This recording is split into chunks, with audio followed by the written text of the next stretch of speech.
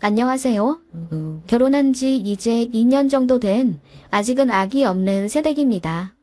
제 주변은 시댁이랑 잘 지내는 친구들이 많은데 저는 지뢰라도 밟은 건지 시댁이 너무 이상해요. 그런 시모랑 신우는 드라마 같은 데서나 나오는 줄 알았는데 저도 된통 당해보고 나서 엄마가 제 귀에 딱지가 않도록 시댁 조심하라고 말씀하시던 게 이제야 실감이 나더군요. 저나 남편이나 평범한 집안에서 자란 그렇게 잘나지도 못나지도 않은 대한민국 평균 수준의 남녀이고요.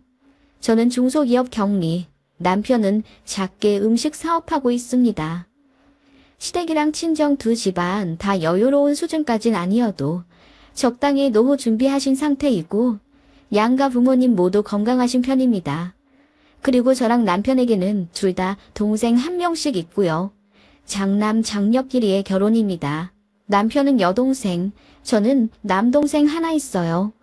제 동생은 공부를 못하고 맨날 사고만 쳤었는데 제가 잡돌이 하듯 남동생 정신교육시켜 일찌감치 본인 적성 찾아 전문대 들어가 취직해서 지금은 연봉 7천 정도 받는 어엿한 사회인이 되었습니다.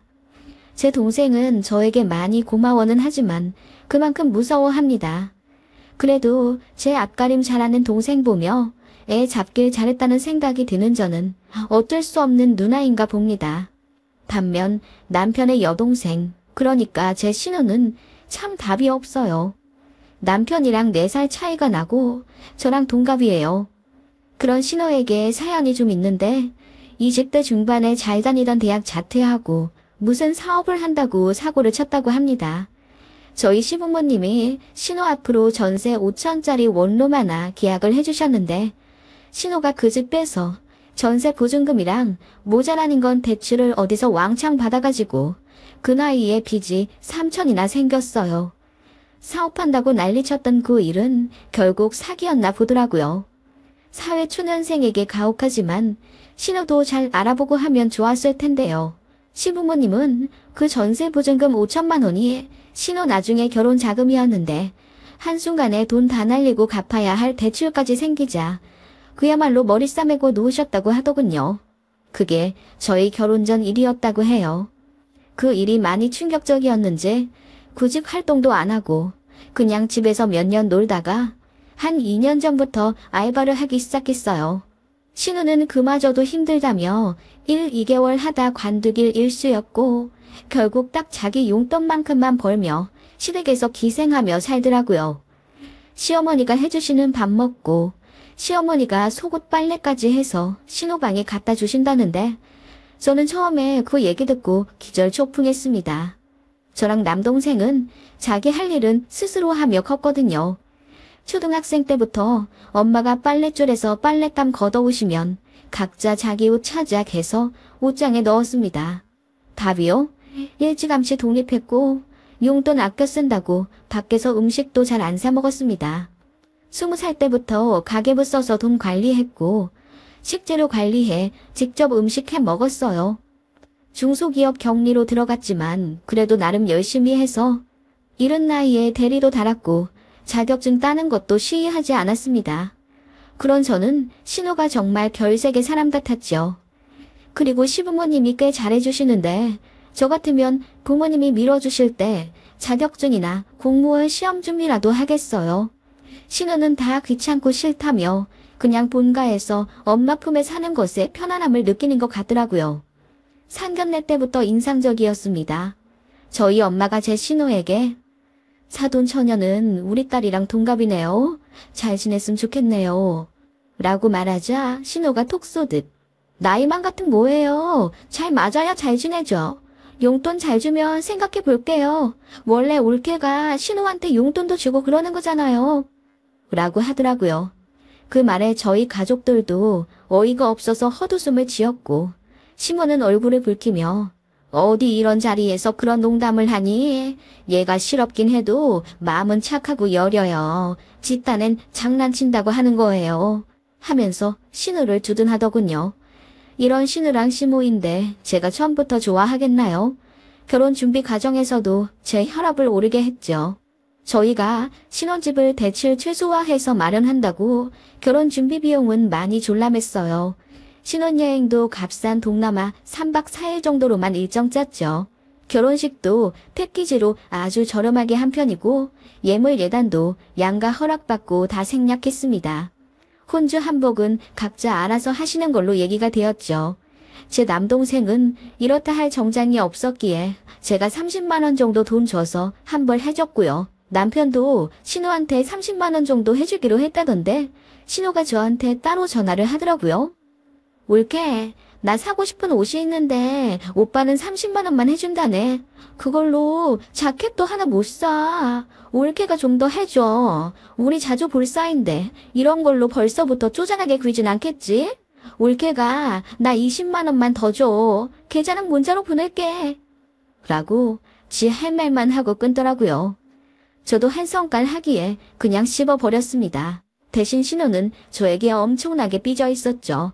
그래서 결혼식 당일날 저한테 인사도 안 했습니다.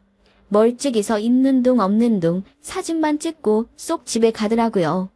신우와의 사이는 첫 단추부터 그렇게 어긋나 버렸습니다. 그 이후로 명절이나 주말에 시댁에 가게 되면 신우를 종종 마주치곤 했는데 그때마다 싹퉁놀이 없이 저에게 시비를 걸곤 했어요. 올케, 왼손잡이야. 우리 오빠 올케랑 밥 먹을 때 힘들겠다. 난 왼손잡이랑 옆자리에서 앉아서 먹으면 너무 짜증나더라. 그거 완전 민폐야. 좀 고쳐. 오빠가 짜증날 일 뭐가 있어요? 마주보고 앉아서 먹지. 옆자리 앉아서 왜 먹어요, 저희가? 그런가? 아무튼 우리 집엔 왼손잡이 아무도 없는데 올케가 별종이긴 한가 봐. 무슨 말씀이세요? 시고모님도 왼손잡이시라고 시어머님이 말씀하셨는데요. 그래? 몰랐네. 그런 식으로 신우가 건들건들 저를 열받게 하면 저는 단 한마디도 지지 않고 다 되받아 쳤습니다. 그래서 신우는 저를 엄청 싫어하기 시작했죠. 저희 부부가 와도 방에서 안 나오거나 인사도 안 하고 쌩하니 외출해버리곤 했어요. 오히려 좋더라고요. 어차피 눈만 마주쳐도 으르렁대니 차라리 안 마주치는 게 좋았습니다. 그리고 남편도 제 편 든다고 버럭 화를 내며 여동생인 신우에게 지랄을 했기 때문에 제 남편이랑 신우 사이도 좋지 않았습니다. 그런 신우는 시아버님은 좀 혼내셨어요. 네 올케도 존댓말 꼬박꼬박 쓰는데 너도 말 좀 조심히 해. 아무리 동갑이라도 네 오빠 부인 아니냐. 반말하지 마. 아버님이 신우를 혼내도 사실 영향력이 거의 있으나 마나 할 정도지만 아무튼 시부께서는 거의 제 편을 들어주셨고 신우에게 타박을 해주셨습니다. 먹히진 않았지만 그 정도로도 저는 감사했어요. 문제는 시무셨죠. 이 양반이 왜 이래? 자기들끼리 알아서 존댓말을 하든 반말을 하든 정하는 거지. 그리고 나도 애들 고모한테 여태 존댓말 쓰잖아. 그건 모르고 애먼 자기 딸만 잡나? 우리 시연이한테 뭐라고 하지 마요. 가뜩이나 동갑인데 누군 직장 다니고 결혼도 하고 얼마나 비교되겠어. 우리 애 기죽으니까 당신 그만해. 누구 아빠야? 누가 보면 우리 며느리 아빠인 줄 알겠어. 라고 비아냥대면 시아버지도 별 수 없다는 듯 헛기침을 하며 자리를 피하시곤 했죠. 그런 시모도 사실은 신우를 애물단지로 여기고 있었죠. 신우가 워낙 생활 습관이 안 잡힌 탓에 물론 전 그것도 부모의 가정교육에 달린 거라고 봅니다. 30 다 된 신우가 집에서 밥을 하기는커녕 자기가 먹은 밥그릇도 싱크대에 잘 안 넣어놓고 혼자 밥 차려 먹는다고 냉장고에서 반찬통을 다 꺼내놓고는 그거 다시 넣지를 않는다더군요. 실제로 같이 명절 준비해보니 신우는 뭐 할 줄 아는 게 하나도 없고 그냥 주워 먹을 줄만 알더라고요. 아무튼 그런 식으로 집안일 손 하나 까딱 안 하고 앞서 말하길 신우 빨래도 속옷까지 시어머니가 다 해주신다고 했잖아요. 건조기에서 옷감 꺼내 바구니에 넣어놓으면 신우는 그걸 착착 깰 생각은 않고 그대로 바구니에서 내도록 꺼냈습니다. 정리하기 귀찮다는 거죠. 그런 식으로 신우는 시모의 복장을 터지게 하는 일이 많았어요. 곧 30인데 남자친구도 없고 취직할 생각도 없어 보이니 참 막막해 보이긴 했습니다. 설상가상으로 시부의 연금까지 신우가 탐내는 것 같더라고요. 나 일 안 해도 되잖아. 아빠 연금 200만 원 넘게 나오는데 그거 같이 쓰면 되지. 내가 아껴 쓸게. 셋이서 200 갖고 못 살아. 그 정도로 경제관념도 없고 독립의지도 없어 보이는 신우가 시부모님께는 더 없는 걱정거리이자 짐덩어리였습니다. 그래서 집에서 시모랑 신우가 많이 투닥거리며 싸우나 보더라고요. 시모도 결국 못 참겠는지 신우랑 못 살겠다고 항복을 하신 겁니다. 어느 날 시모가 저희를 호출해 식사 한번 하자 하시더니 넌지시 말씀을 꺼내시더군요. 니들 신혼집에 방이 3개 있지 않니? 그거 다 어떻게 쓰고 있니? 저번에 갔을 땐 정리가 제대로 안 되어 있더만. 네, 안방 말고 작은 방 2개는 지금 운동방이랑 서재로 쓰고 있어요. 운동방? 운동기구 채에다 들여놓은 게 운동방이냐? 네, 저희 둘 다 살이 많이 쪄서요. 그렇다고 헬스장 다니려니 그것도 돈이고 해서 집에서 간단하게 하고 있어요. 아기 낳기 전까지 그 방에서 운동하고 아기 생기면 다 치워야죠. 그럼 나머지 하나는 서재? 무슨 직장인들이 서재가 필요해? 사장님도 아니고. 엄마, 나 가끔 재택근무 하잖아. 이 사람도 컴퓨터로 부업하는 게 있어서 우리 둘 다 컴퓨터 할 공간 필요해. 그건 왜 물으세요? 아니, 방 하나 어떻게 만들어줄 순 없겠니? 얘기 들어보니 운동방을 좀 정리하는 게 나을 것 같다만. 어머님, 왜 그러세요? 방을 만들다니요? 제 말에 시어머니가 헛기침을 몇 번 하더니 조심스레 말씀하시더군요. 네 신호 말이야. 내가 언제까지 데리고 살 수도 없는 노릇이고 이제 독립을 좀 시켜야 하는데 그것이 지 손으로 뭘 하나 제대로 하는 게 있어야지. 보증금은 저번에 사기당해서 다 날려버리고 뭐 2천 정도는 또 해줄 수는 있겠다만 네 시아버지가 더는 목돈을 쥐어주기 싫은가 봐. 그래서 마음 같아서는 고시원에라도 넣고 싶은데. 그럼 고시원 보내세요. 요즘 고시원 옛날 같지 않아서 얼마나 좋은데요. 치안도 좋고요. 넌 네 동생 아니라고 얘기 막 하는구나. 고시원 가서 애가 어디 사람답게 살겠니? 시어머니는 그렇게 제 말에 버럭 화를 내며 가슴이 눈을 뜨고 절제를 보시더라고요. 제가 무슨 틀린 말 했나요? 요즘 고시원 얼마나 좋은데요. 방마다 화장실이랑 샤워실도 다 따로 있고요. 저도 원룸 살기 전에 고시원 2달 정도 살아봤었는데 괜찮았거든요. 그래서 나도 다 경험해본 거라 말씀드리는 거라고 했더니 신우는 다르대요. 저처럼 억세지가 않아서 혼자 못 살 거라나? 그러더니 슬그머니 제 눈치를 보며 니들 집에 방 하나 좀 해주면 좋겠다만 내가 그래도 양심이 있으니 달에 50만 원씩 니들 보내주마. 방값이랑 식재료비 뭐 이런 걸로 툭 치면 나쁘지 않지? 니들 관리비도 한 달에 20만 원 가까이 나온다며 우리가 그렇게 보태주면 니들도 좋을 것 아니냐 라고 하시길래 저랑 남편이 기함을 하며 그건 절대로 안 된다고 했죠. 그렇게 단칼에 잘라버리며 신우는 절대 같이 못 산다고 못 박아버리니 시모가 얼굴이 불그락불그락 하면서 당황하시는 거예요. 그러더니 바들바들 떨더니 인정머리 없는 것들 같으니 시연이 걔가 사기당하고 자존감 떨어져서 그렇지 옆에서 잘 다독거려주면 제 몫은 잘 아래다. 가족으로서 안타깝지도 않냐? 특히 너는 오빠가 돼가지고 어떻게 지 동생을 그렇게나 몰라라 해. 엄마, 그 집에서 나만 살아? 와이프 취미기도 해. 나 혼자 방 3개짜리 쓴다면 생각은 해보겠지만 시연이랑 살면서 제일 불편한 사람은 와이프지. 아무리 애가 없다고 해도 그건 무리야. 그렇게 네 와이프 편 평생 들 거면 이제 우리 집 오지도 마라. 못난 놈 같으니라고. 너 같은 아들 이제 보기도 싫다. 시어머니는 그렇게 역정을 내시더니 저를 흘낏 보며 네가 중간에서 살갑게 좀 잘하면 우리 가족이 이렇게 풀난 날 일 없겠고 시연이도 좀 편하게 취직 준비할 수 있겠구만. 이래서 며느리 잘 들여야 한다고 하나 봐. 라고 하시며 저희 더러 가라고 하시더군요. 저도 너무 열받아서 씩씩대며 나왔고 그런 남편이 저를 달래느라 며칠 애썼네요. 어머님이 먼저 영 끊자 이제 집에 오지 마라 하셨기 때문에 저도 구태여 먼저 전화드리거나 시댁에 가고 싶은 생각이 없었습니다. 그건 남편도 마찬가지였죠.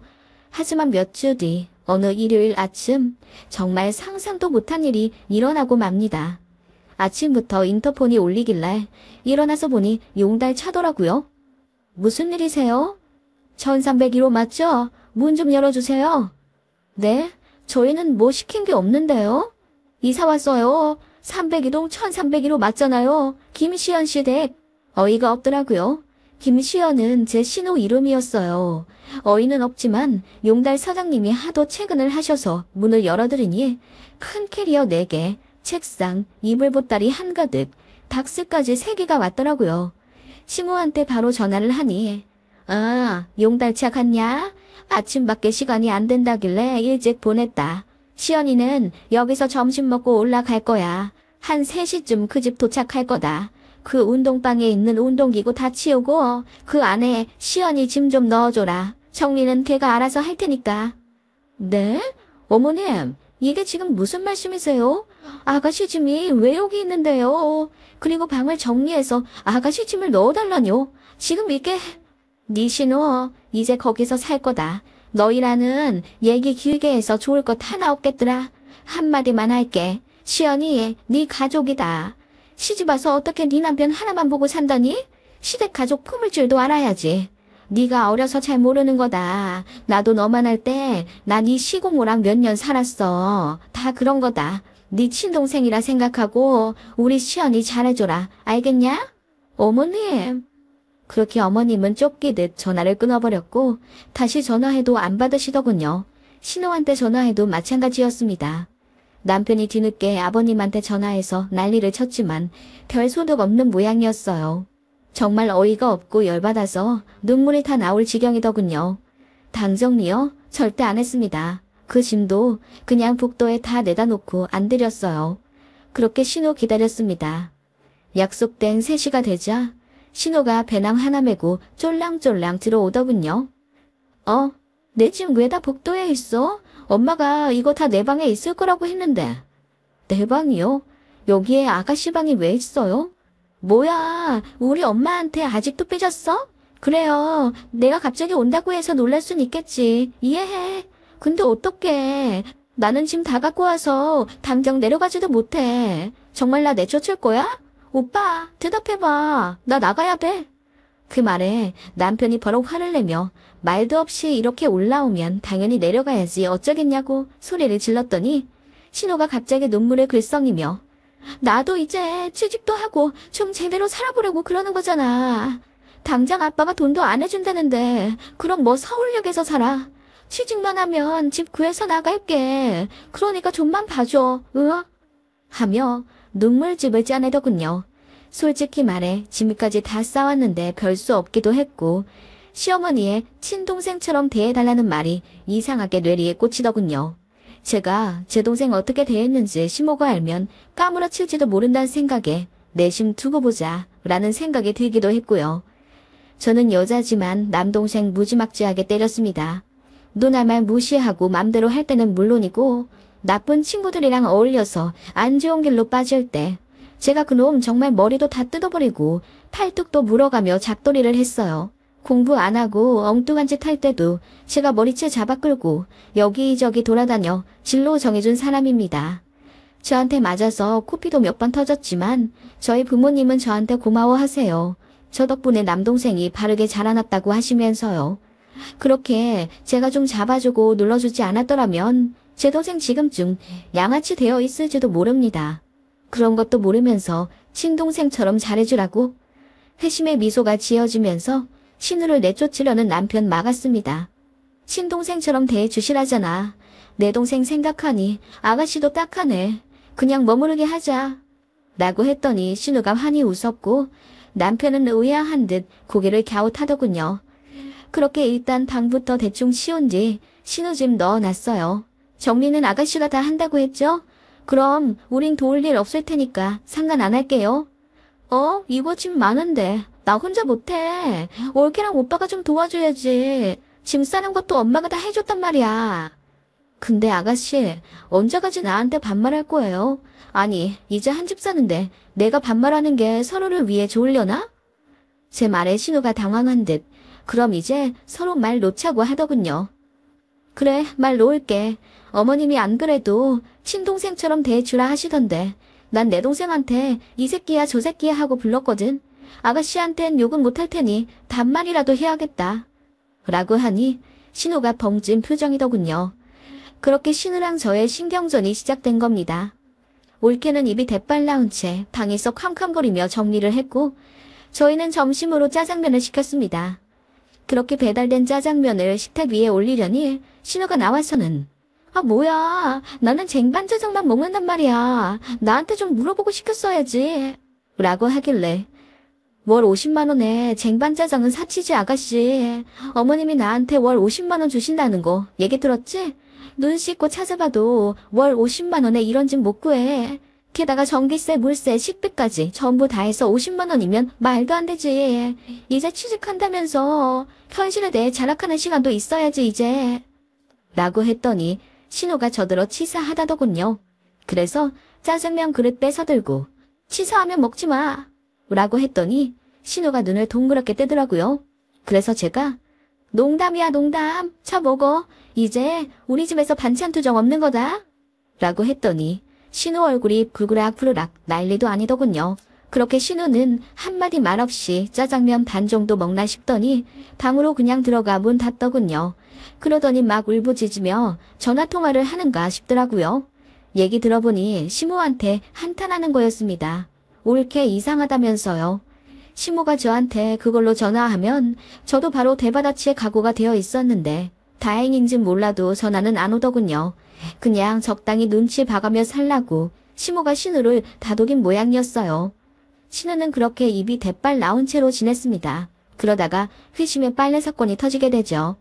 빨래를 하긴 해야 하는데 제 손으로 하긴 싫은 신우가 결국 밀릴 대로 밀린 빨랫땀들을 전부 세탁기에 넣어버렸더라고요.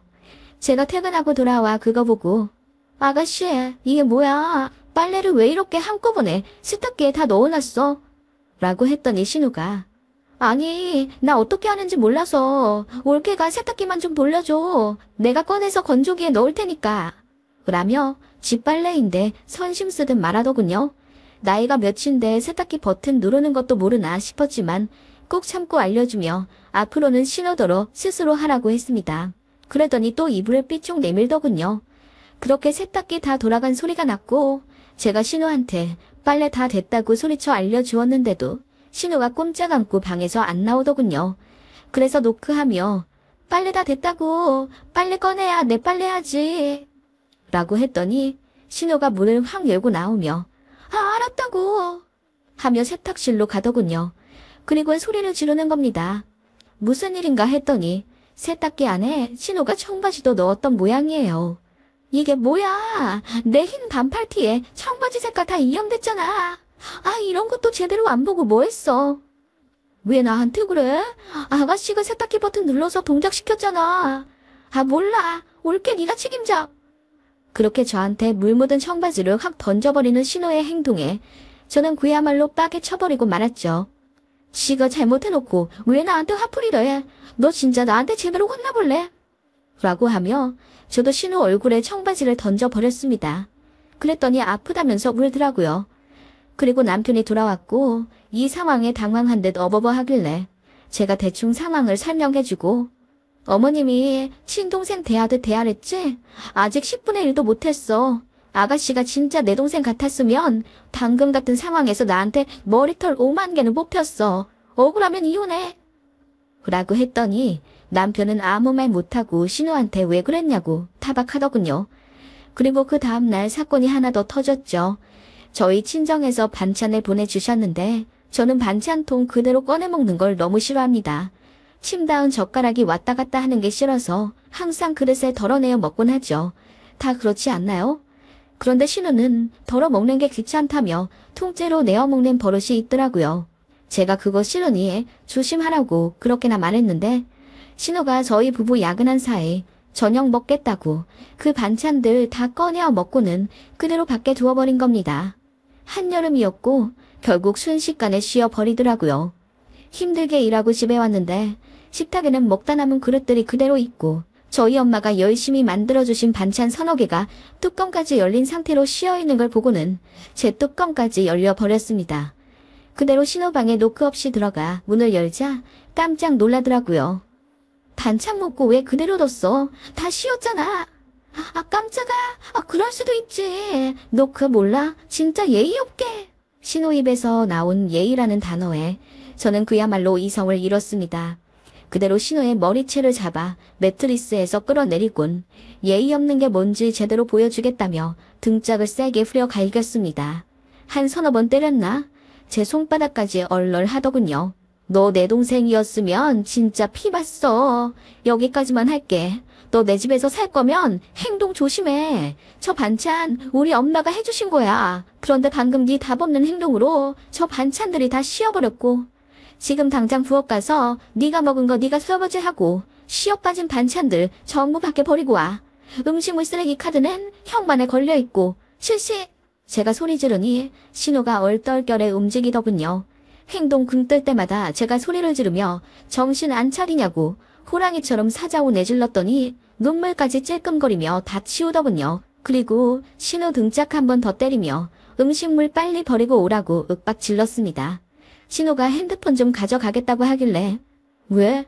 니네 엄마한테 이르게. 근데 어째?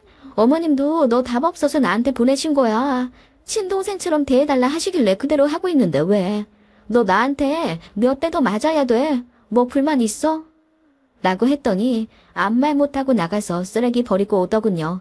그리고 그날 밤 신호가 엉엉 울며 시모에게 다 얘기한 모양이더라고요. 그 다음날 시모가 아침 첫 차로 저희 집 오셨더군요.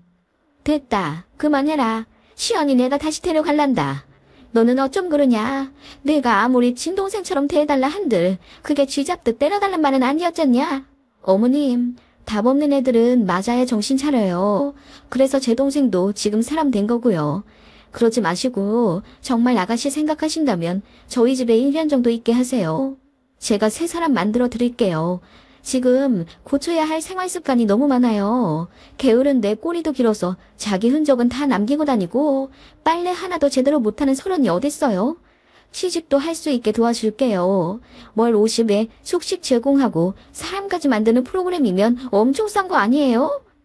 제가 그렇게 시모 두 눈 똑바로 떼며 이야기하자 시모가 질렸다는 듯 아무 말도 못하더니 신호더러 짐 싸라고 하더군요. 그리고 남은 건 내일 용달 보낼 거라며 그냥 문 밖에 내어달라 하시길래 제가 너무 아쉬운 척 알겠다고 했습니다.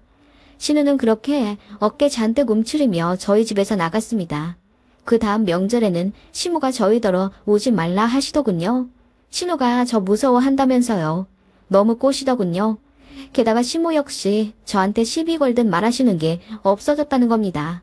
덧붙여 약간의 반전은 신우가 저한테 몇 대 얻어맞고 정말 자존심이 상해 정신 차렸는지 취직 준비를 열심히 했다고 하더군요. 제가 무시하는 게 직장 못 잡아 그러는 것 같다며 열받아 못 살겠다고 울부짖었다네요.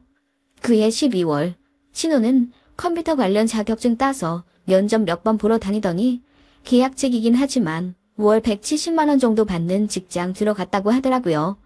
제 등짝 스매싱이 휴험이 있긴 한가 봅니다. 그러게 왜 사람을 만만히 보고 함부로 대했을까요? 그러다 큰 코 다친다는 걸 제대로 알려준 것 같아 기분이 좋습니다.